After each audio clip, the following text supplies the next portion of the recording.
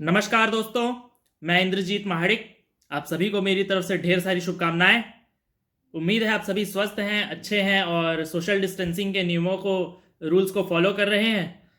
दोस्तों, हम सबको पता है इलेक्शन बहुत पास है। 9 अक्टूबर को वोटिंग है और आप लोगों के सामने ये मेरा दूसरा वीडियो है। दोस्तों, आज जिस मुद्दे पे मैं बात करने वाला हूँ वो हम में से किसी स्टूडेंट के लिए बहुत ज़रूरी हो सकता है। तो इसलिए मैं चाहूँगा कि आप मेरी बातों को ध्यान से समझने की कोशिश कीजिए और कृपया किसी भी तरीके से अन्यथा ना लें। मैं चाहूँगा कि आप मेरे इस वीडियो में मेरे साथ लास्ट तक बने रहें। A very warm welcome to all my dear viewers. It's my pleasure to have you all here with me. I just wanted to tell you that I can converse very well in English. पर हमारी मातृभाषा में संबोधित करने का उसमें एक अपनत्व का भाव होता है, एक अलग आनंद होता है। दोस्तों, मैं आपको एक लड़के के बारे में बताना चाहूँगा जिसने लोगों से हटके सोचा पर लोगों के हित में सोचा, जिसे लगा कि भाषा कोई बाधा नहीं है। Language is not a barrier. मुझे पता है अभी आप सब सोच रहे होंगे कि जो मैं बोल रहा हूं उसमें नया क्या है, उसमें अलग क्या है। पर दोस्तों, आप आगे सुनिए, आपको समझ आएगा। वो लड़का एक छोटे टाउन से बिलोंग करता है। भले ही उसकी स्कूलिंग बहुत अच्छे स्कूल से हुई, सब कुछ बेहतर रहा, पर दोस्तों हमें पता है कि इंसान जैसे वातावरण से आता है, जैसे माहौल में उसकी परवरिश होती है, वैसा वो ढलता है। और उसी तरह उस लड़के के साथ भी होता है। उसे वैसा माहौल ना मिलने की वजह से उसे इंग्लिश बोलना, पढ़ना, लिखना, समझना तो आता है, पर उस लैंग्वेज में उसकी पकड़ इतनी अच्छी नहीं होती है। फिर जब वो एक अच्छे शहर में जाता है, एक अच्छे कॉलेज में जाता है, तो वहाँ उसे तरह तरह के लोग मिलते हैं। उनमें से कुछ लोग उसके जैसे होते हैं, लेकिन ज़्यादातर उन लोगों से बेहतर होते हैं, उनसे बेहतर होते हैं। और बेहतर इस तरह होते हैं कि उनकी उस लैंग्वेज में पकड़ बहुत अच्छी होती है, वो बहुत अच्छा बोल पाते हैं, वो फ्लुएंट होते हैं।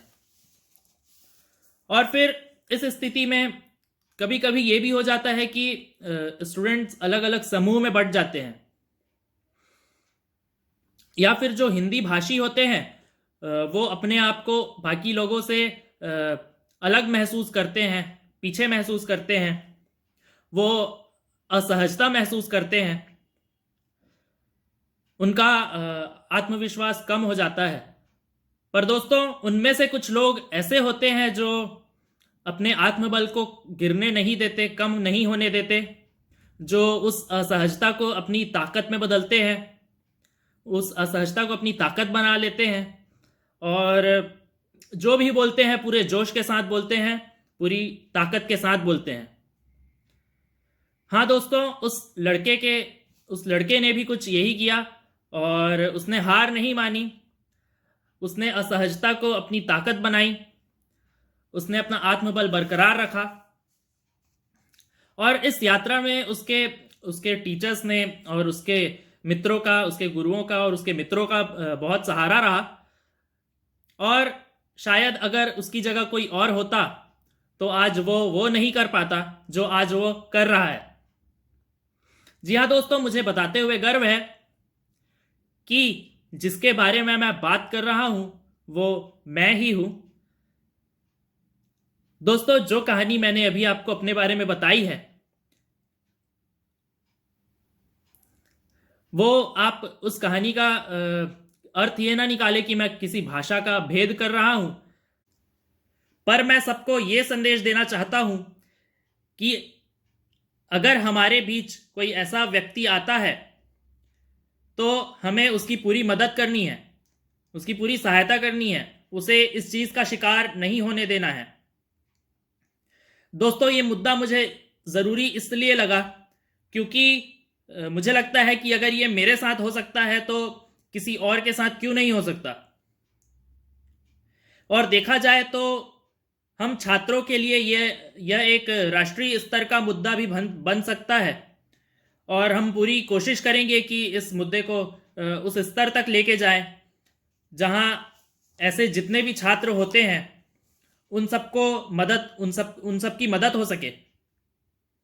दोस्तों, मैंने जब लैंग्वेज की बात की तो मेरा सिर्फ एक लैंग्वेज को लेकर मतलब नहीं था, सिर्फ इंग्लिश को लेकर नहीं था, क्योंकि हमने देखा है जो जो छात्र दक्षिण से आते हैं, जो साउथ के स्टूडेंट्स होते हैं, उनका भी हिंदी में पकड़ इतनी अच्छी नहीं होती, वो भी बहुत असहजता महसूस करते हैं।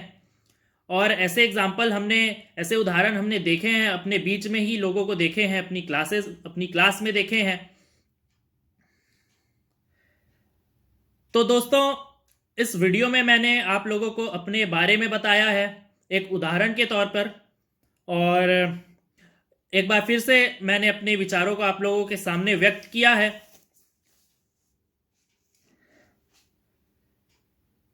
एक बात ये बतानी थी, जो मैंने अपना पोर्टफोलियो दिया है, जिसे हम मैनिफेस्टो कह रहे हैं, उसमें एक जगह पे लिखा है,